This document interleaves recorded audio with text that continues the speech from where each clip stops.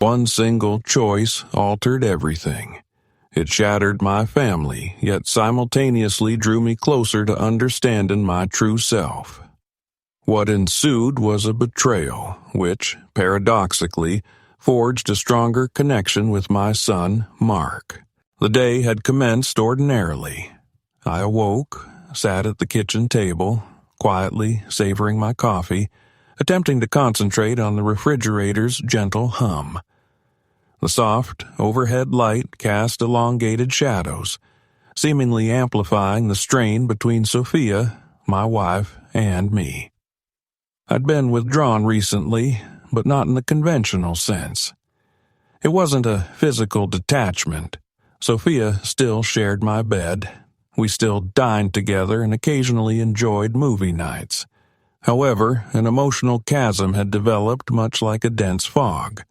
We weren't arguing, but we weren't intimate either, and deep down, I understood the reason. It wasn't solely about Sophia. It wasn't simply the predictable descent into routine that often plagues long-term marriages. No, this was something more profound, more instinctive, and it revolved entirely around Mark. He was 18, nearing the end of his senior year, but there was an inexplicable quality about his demeanor that unsettled me. It was subtle, his self-assured stride, the way he sometimes looked at me, the fleeting brush of his hand against mine when he thought he was unobserved. There existed an intimacy, a connection, but it wasn't the typical father-son dynamic. It was different, inexplicable. Perhaps I was imagining things, yet I couldn't dismiss the attraction I felt whenever I looked at him. "Mark's spending the night at a friend's," Sophia announced from behind me, her voice jarring me back to the present. I hadn't even noticed her observing me. I simply nodded, unable to trust myself to speak. I didn't know what to say. I couldn't discuss this with her, about him, about the changes within me. "You've been quiet lately," Sophia continued, approaching the kitchen counter. "Distant. Is something wrong? With you? With us?" There it was, the dreaded question that invariably surfaced when things began to unravel. I forced a smile, aware of its feebleness. "I'm fine. Just tired, that's all." She scrutinized me, her eyes narrowed, as if searching for the right words to delve deeper. Then she sighed, her gaze fallen to the countertop. "I've been feeling it too, you know. I can't recall the last time well, you know." My heart pounded, but I maintained a neutral expression. "What do you mean?" She bit her lip, gathering her thoughts. "I mean, when was the last time we had a real conversation, a real connection? You used to tell me everything, and now—" Her voice trailed off, faltering as she turned away, clearly frustrated. I swallowed hard, my heart racing. I knew it wasn't just Sophia who was being neglected. It was me too. I had pushed her away, not because I didn't love her, but because I didn't know how to reconcile the emotions I was experiencing, the emotions I couldn't suppress no matter how hard I tried. I felt Sophia's gaze, waiting for a response. I opened my mouth, but no words came. Instead, I abruptly stood, pacing towards the window. I don't know," I mumbled, more to myself than to her. "I feel like I'm in a fog, like everything's just—" "Is it about him?" she interrupted, her voice suddenly sharp, slicing through the tension. "Is this about Mark?" I froze. Her words hung in the air, heavy with accusation, but also something else, something deeper, something I hadn't realized she could perceive. The truth. I hesitated before answering. I couldn't respond because the reality was far more intricate than she could fathom, and I wasn't certain I was ready to acknowledge it myself, let alone reveal it to her. "It's not what you think," I finally managed, the words hollow, their weight palpable as they escaped my lips. Sophia's silence was deafening. I could sense her disappointment, her mounting frustration, but she remained silent. She simply turned and walked towards the bedroom. Pausing at the doorway, she glanced back. "If you don't tell me what's really going on, I'm going to start wondering what you're hiding." I yearned to tell her, to confess everything, to unveil the tangled mess my thoughts had become, but I couldn't. The words refused to form. Instead, I turned back to the window, watching the streetlights flicker on outside, my mind racing, a sense of drowning in my own thoughts. Mark, the way he looked at me, the way he made me feel.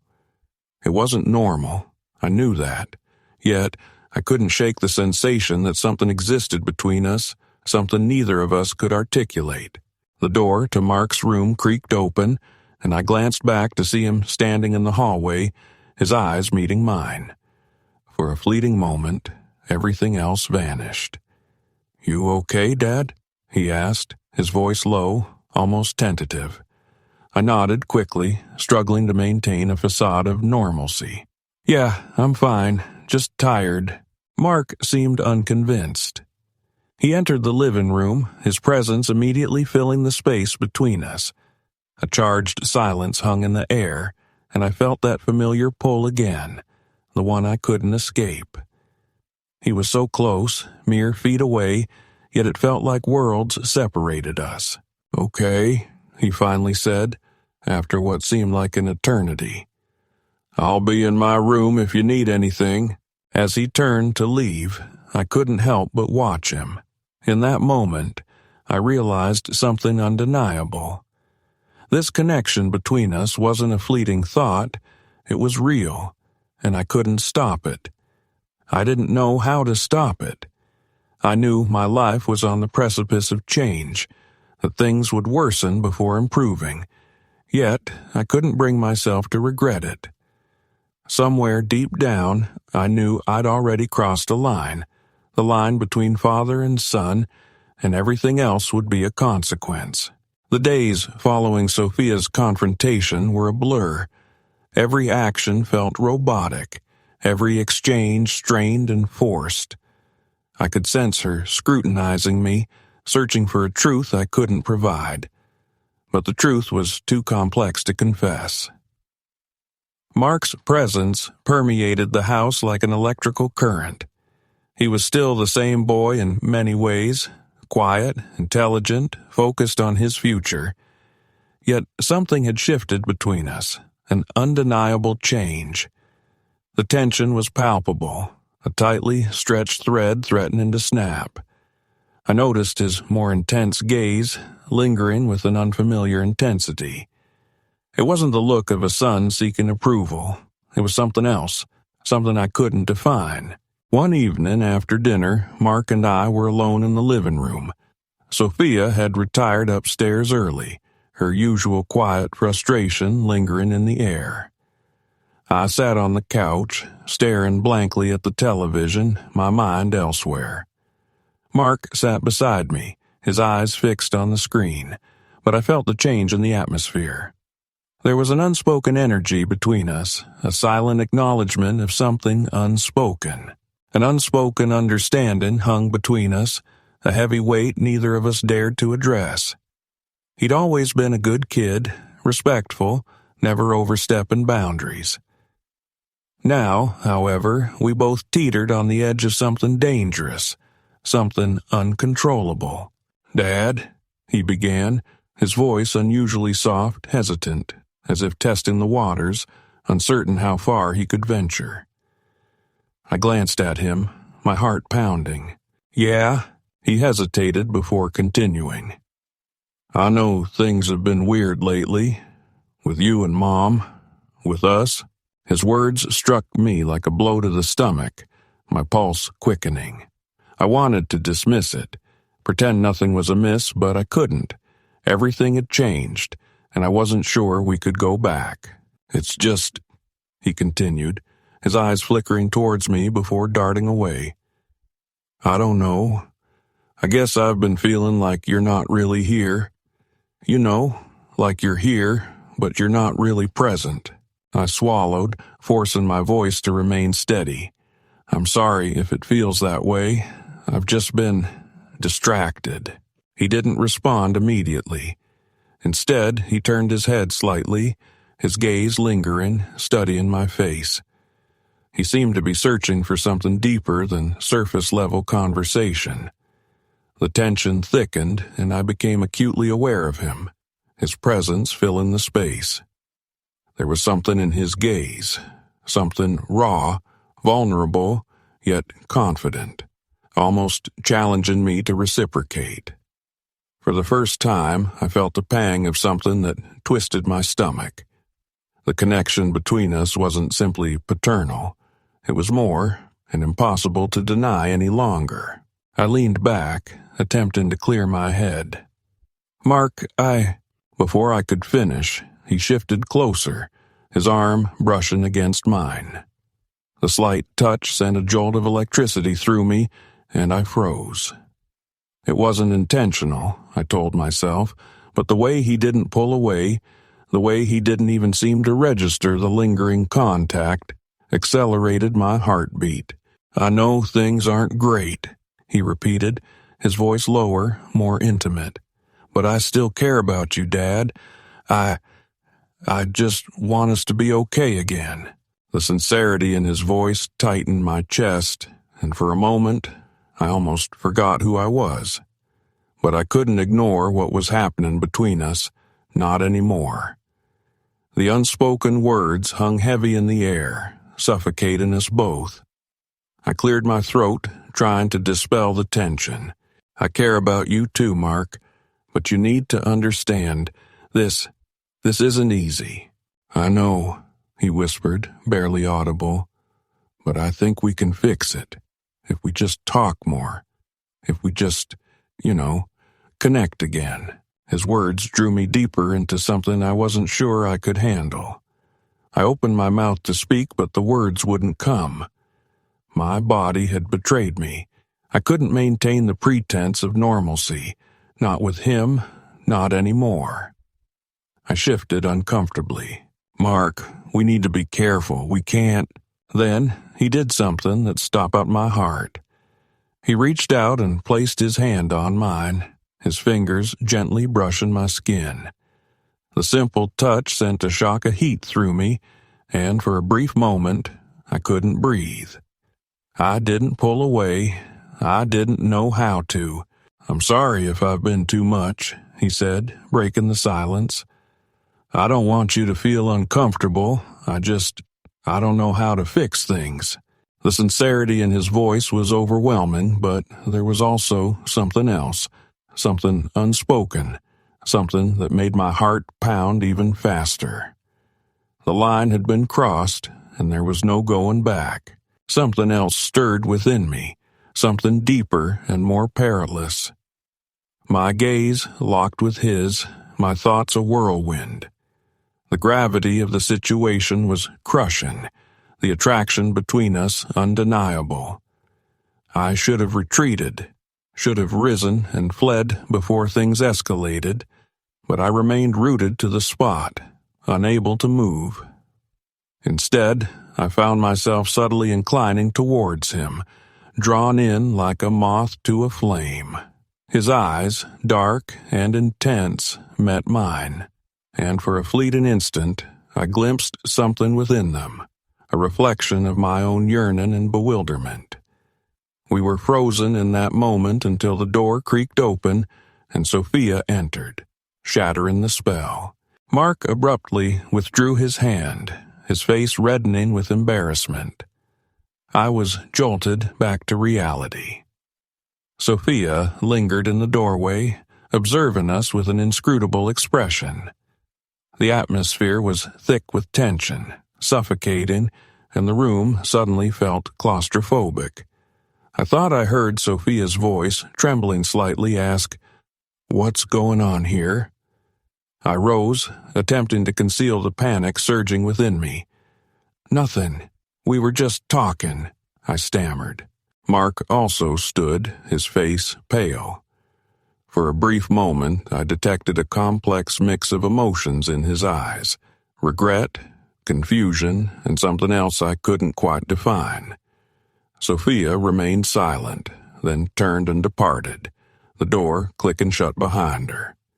The ensuing silence was deafening, and I couldn't escape the feeling that everything had irrevocably shifted. I longed to pursue her, to explain, to mend what had just fractured, but I knew it was beyond repair. Mark remained speechless, his back to me, fixated on the spot where Sophia had stood. The air between us had palpably altered, and I doubted I could ever feign ignorance again. It's remarkable how a single moment can pass unnoticed, yet possess the power to transform everything. 1 minute, all seems normal. The next, the weight of it all threatens to crush you. Sophia's absence that evening wasn't the relief I anticipated. Instead, it created a disturbing emptiness in the house. Her footsteps ascending the stairs had barely faded when I felt that familiar pull towards Mark again. The tension between us was now a palpable, magnetic force, impossible to ignore, yet impossible to navigate. It wasn't just the stolen glances or accidental brushes anymore. It was the way our bodies reacted to each other's proximity, the way the air seemed to crackle with every unspoken word. The following days were a blur of awkward encounters and surreptitious looks. Every time Mark entered a room, the hairs on the back of my neck prickled. He would smile as if everything were normal, as if my thoughts weren't entangled with his in ways they shouldn't be. But there were times when his pretense faltered. The way his gaze lingered on me for a beat too long, the way his breath hitched when we grazed each other in the hallway. It was overwhelming. Then, one night, it happened. Sophia had retired early, as she often did when things were strained between us. Mark and I were alone again. The house was silent, save for the hum of the refrigerator, and I felt my heart pounding as I stood in the kitchen wiping the counters. I heard his footsteps approaching before I even turned around. "I need to talk to you," Mark said, his voice low and urgent. He stood in the doorway, his gaze fixed on me, its weight drawn me in like a magnet. I tried to feign composure, to act normal. "What about?" I asked. "I don't know how to explain this," he began, stepping closer, his eyes never leaving mine. I saw something in his eyes, something dark and conflicted. "I don't know what's happening between us," he confessed, "but I can't ignore it anymore." The air thickened with each word, stretching the distance between us despite our physical proximity. My hands trembled as I set the dish towel on the counter, unsure how to respond. My heart hammered against my ribs, my pulse a roar in my ears. "I don't know what you mean," I replied, the words hollow even to my own ears. How could I maintain this facade? How could I continue to deceive myself? Mark didn't retreat. Instead, he advanced, closing the gap until we were barely separated. He looked up at me, his face inches from mine. I could feel his warm, steady breath against my skin, and I realized that in this moment, I wasn't sure I could pull away. "I mean this," he whispered, his voice so soft it felt like a shared secret. His hand reached out, brushing a stray strand of hair from my face.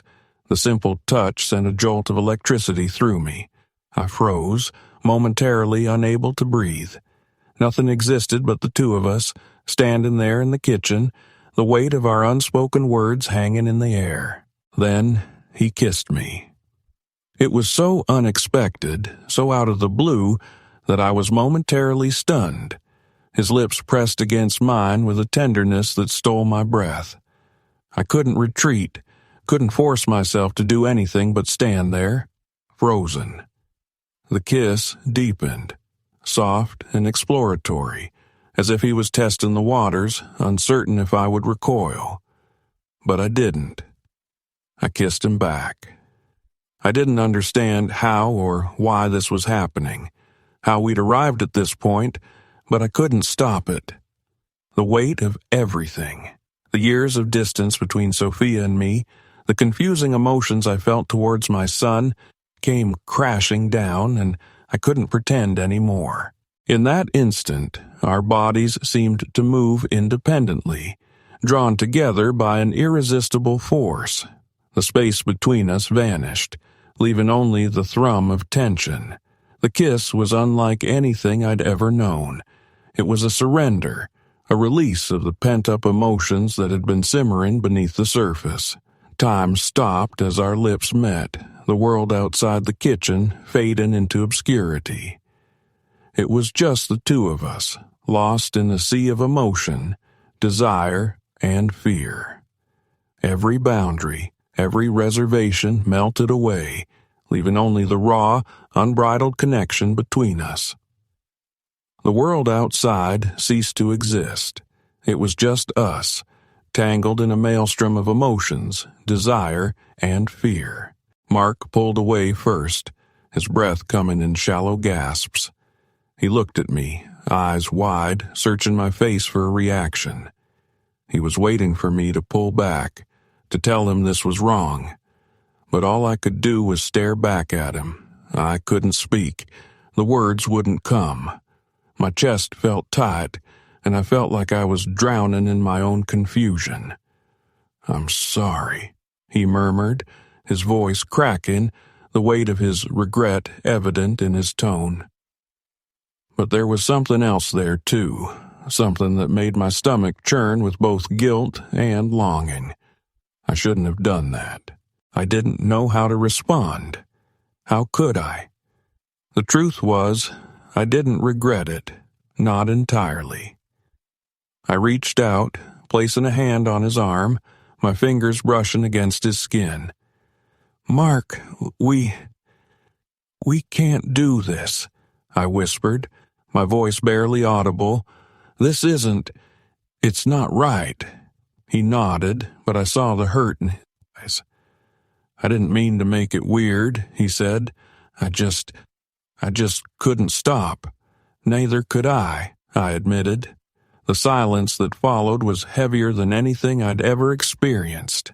I knew I had to say something, to do something, but the words wouldn't come. I should have left. Should have told him that this was the end of whatever this was, but I couldn't. Instead, I stood there, heart pounding, as he slowly pulled away. I wanted to speak, to mend the situation, to restore normalcy, but nothing seemed capable of making a difference. A line had been crossed and there was no return. "I'll go to my room," he said softly, his voice strained, turning to leave. I didn't stop him. I couldn't. As he walked away, I remained in the kitchen, hands trembling, mind reeling. I didn't understand what was happening, how to process what we'd just shared. But one thing was certain. Nothing would ever be the same. The truth was, I couldn't walk away from this. Not now, and I didn't know if I ever could. I couldn't breathe. The seconds stretched into an eternity as I stood there, hands still shaken from the kiss. I felt like I had stumbled into an alternate reality, one I wasn't sure I could escape. The air was thick, the silence suffocating. My thoughts were scattered fragments I couldn't piece together. The guilt, the confusion was overwhelming. I should have stopped it. I should have pulled away, but I hadn't. Instead, I'd stood there, paralyzed, my body betraying me as much as my mind.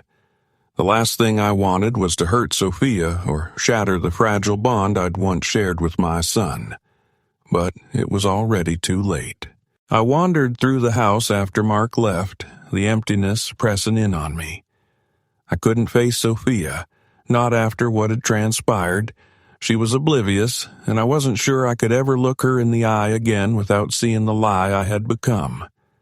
It was hours before I saw Mark again. The house was dark except for the faint light emanating from his bedroom. When I knocked softly on his door, my heart thudded painfully in my chest. It was now or never. I couldn't avoid him any longer. I couldn't pretend nothing had happened.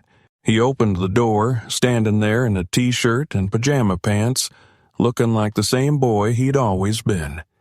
But he wasn't. Not anymore. Not after what we'd shared. "Dad," he said softly, his voice low. He seemed as uncertain as I felt. "Can we talk?" I nodded, stepping into his room. It felt strange, being in his space, the weight of everything hanging between us. "I didn't mean for any of this to happen," he began, avoiding my gaze as he sat on the edge of his bed. "I never meant to hurt you. I don't know. It felt like everything was pulling us closer, and I couldn't stop myself." I saw the confusion in his eyes, mirroring my own. This wasn't how it was supposed to be. He was my son. I was his father. But the way he looked at me, the way he spoke, it was like we had crossed an irreversible line. "You didn't hurt me," I whispered, though I wasn't even sure what that meant anymore. "It's not your fault. It's just complicated. I never expected it to be like this, Mark. I never expected you to feel this way." There was a long pause, and then he looked up, his eyes filled with uncertainty. "What happens now, Dad? Are we supposed to pretend like this didn't happen?" I shook my head, my chest tightening. "I don't know. I don't know what to do. But I know we can't just go back to how things were. It's too late for that." Mark's gaze dropped, and I saw the pain in his eyes.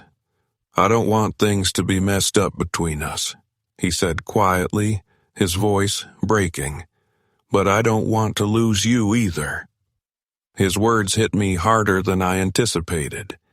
I didn't know how to fix this. I didn't know how to go back. All I knew was that everything had changed, and I was terrified of what the future held. All I knew was that I had crossed a line that should have remained inviolate. "I don't want to lose you either," I said, my voice thick with emotion. "But I'm scared, Mark. I don't know how to fix this. I don't know what it means for us now." A long, painful silence stretched between us. I could hear the clock ticking, each tick amplifying the agonizing slowness of the passing minutes. I didn't know if I could bear it, this crushing weight of knowing we had both felt something forbidden. Finally, Mark stood and walked towards me. He didn't speak. He didn't need to. He simply placed his hand gently on my shoulder, his fingers warm against my skin. For a moment, everything seemed to freeze. The noise, the confusion faded, leaving just the two of us.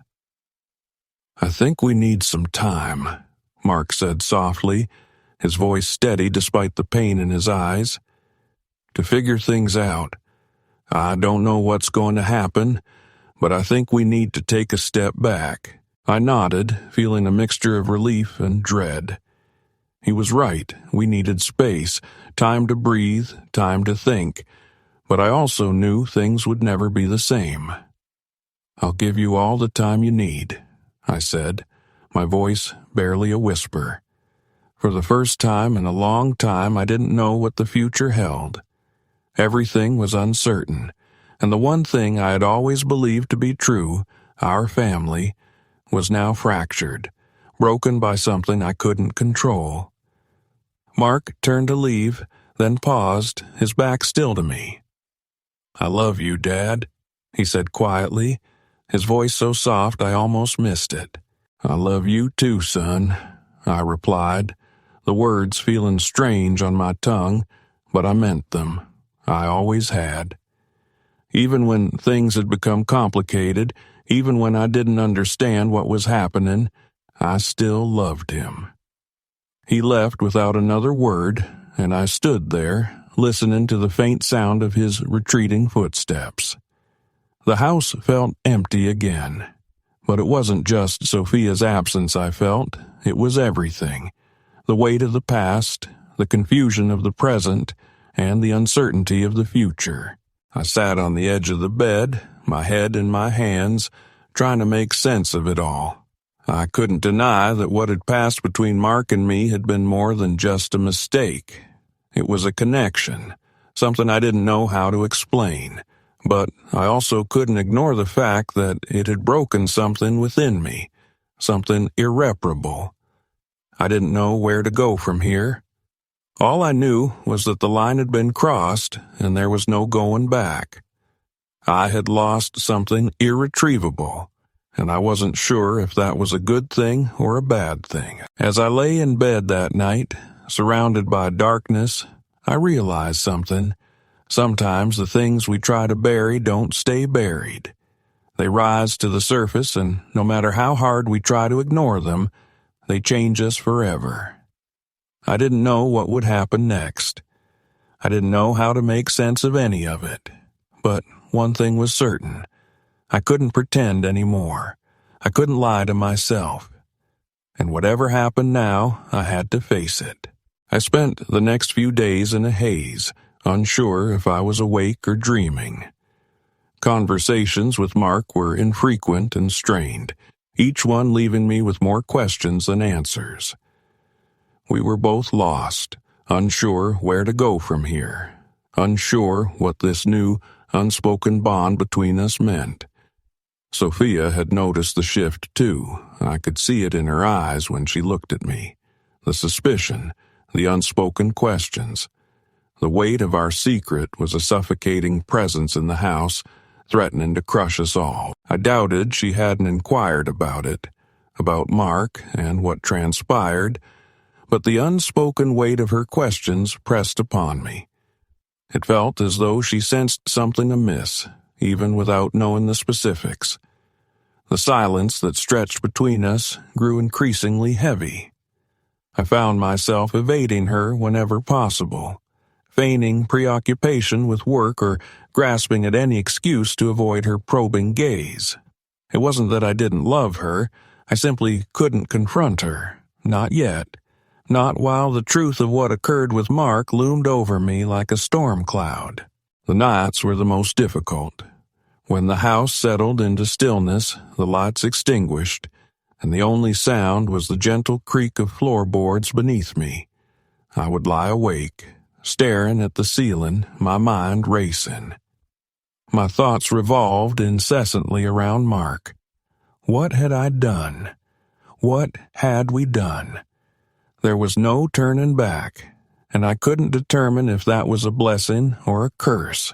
One evening, I stood in the living room, gazing out the window. Darkness had fallen, and the streetlights cast long shadows across the driveway. For a fleeting moment, a semblance of normalcy returned, almost as if the world hadn't shifted. But it had, and the quiet I had once craved now felt suffocating. Footsteps sounded behind me, and without turning, I recognized Mark. He remained silent initially, but I could feel his presence, the weight of his gaze on my back. "Dad," he finally spoke softly, his voice still tinged with the uncertainty that had lingered since that night. "Are you free to talk?" I turned to face him, my heart pounding in my chest. I no longer knew what to say to him, or if I could ever regard him the same way again. Yet, somehow, I understood we needed to communicate. The silence separating us wasn't conducive to healing for either of us. "What is it?" I asked, my voice revealing my exhaustion. "I don't know," he replied heavily. I think we need to figure out what happens next. You and me, I mean." I nodded slowly, unable to meet his eyes. The gravity of what had happened hung between us, and the uncertainty of our future was a sharp, inescapable pang. We didn't need to articulate it. We both knew things had irrevocably changed. As he stood there, awaiting some sort of response, a realization struck me. No matter how desperately I yearned to return to the way things were, it was impossible. We were both lost in this, and my only recourse was to confront the consequences, whatever they may be. We were two people, father and son, entangled in a moment neither of us fully grasped. Perhaps that was all we could do, accept the weight of our actions and determine how to proceed, even without knowing the destination.